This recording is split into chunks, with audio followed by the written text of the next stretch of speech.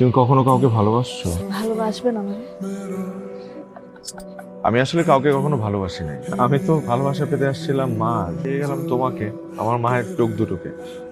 এখন মার চোখ পেতে হলে যদি তোমাকে ভালোবাসতে হয় তাহলে বাসবো। নিচে গাড়ি রেডি আছে। আপনি বলছিলেন, আপনার মনে আছে?